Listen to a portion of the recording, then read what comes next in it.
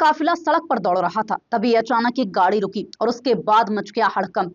जिन वाहनों से उड़ती धूल और गिरता कोयला लोगों की जान पर भारी पड़ रहा था, उन पर इस बार सीधे कलेक्टर का एक्शन देखने को मिला। आखिर क्यों सड़क पर ही गाड़ियों को रोककर थाने भेजा गया और कैसे शुरू हुई ताबड़तोड़ कार्रवाई, देखिए खास रिपोर्ट। सिंगरौली में कोयला और राखड़ से भरे वाहनों की लापरवाही अब भारी पड़ने लगी है। जिले की सड़कों पर रोज हजारों ट्रक और हाईवा दौड़ते हैं, लेकिन कई वाहन बिना तिरपाल के चलते हैं, जिससे कोयला और राखड़ सड़क पर गिरता है और धूल का गुबार हादसों की वजह बनता है। जिले के दौरे पर निकले कलेक्टर गौरव बैनल ने जब खुद ऐसे वाहन देखे तो उन्हें तुरंत रुकवाकर थाने भिजवा दिया।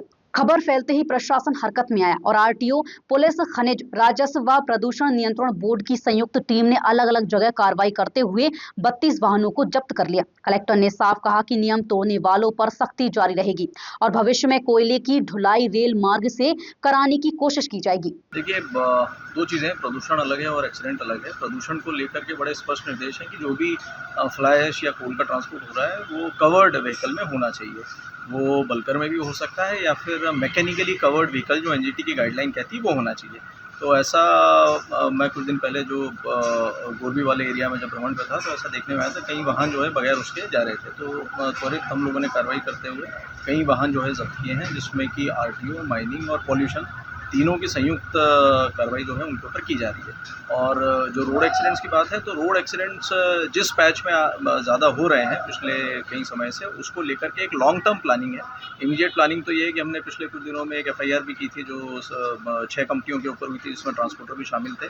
और उसके साथ ही साथ एक जो लॉन्ग टर्म प्लानिंग है कि रोड ट्रांसपोर्ट ना हो करके बाय रेल ट्रांसपोर्ट हो कोयले का और उसका फ्लाई ऐश का, तो वो जो है प्रक्रिया में है। तो उद्देश्य यही है कि जल्द से जल्द उसको शुरू किया जाए, जिससे कि रोड का मूवमेंट जो है वो ज़ीरो हो पाए। और जब तक भी रोड पे मूवमेंट हो रहा है तो उसको लेकर के कंपनी को ये निर्देश प्राप्त हैं कि पार्किंग की व्यवस्था और बाकी व्यवस्थाएं दुरुस्त करें और जो यातायात नियम है उसका पालन करते हुए करें। तो पिछले कुछ महीनों में कमी भी आई है रोड एक्सीडेंट्स में और ऐसा लगातार प्रयास जो है यातायात पुलिस के साथ में मिलकर के जारी रहेगा कि जिससे कि इसको ज़ीरो पर लाया जाए। सड़कों पर उड़ती धूल और गिरते कोयले पर अब सख्ती शुरू हो चुकी है। सवाल यही है कि यह अभियान लगातार जारी रहेगा या कुछ दिनों बाद फिर वही लापरवाही लौट आएगी।